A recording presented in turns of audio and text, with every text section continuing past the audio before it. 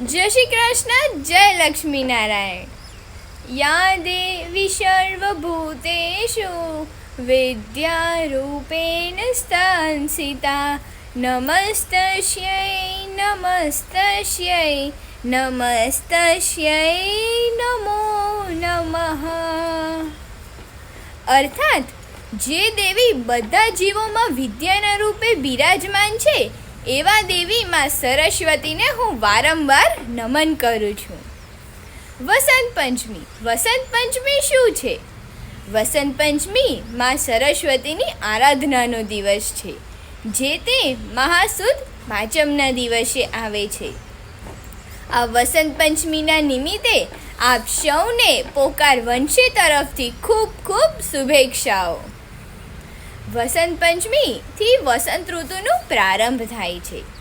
વસંત પંચમીના દિવસે માં સરસ્વતીનો જન્મ થયો હતો. આ દિવસને વસંત પંચમી અને સરસ્વતી પૂજા દિવસ પણ કહેવામાં આવે છે.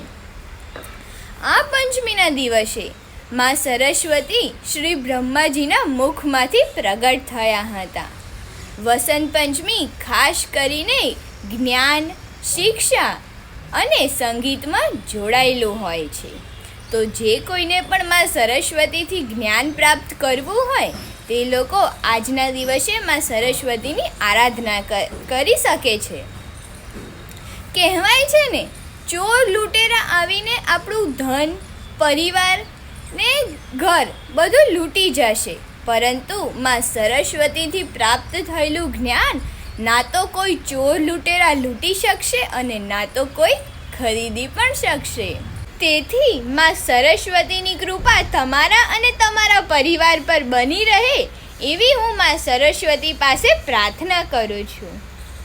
ज्ञान वो दरवाजे की चाबी है जिसको पाकर आप दुनिया के सारे दरवाजे खोल सकते हो. जय श्री कृष्ण. राधे राधे.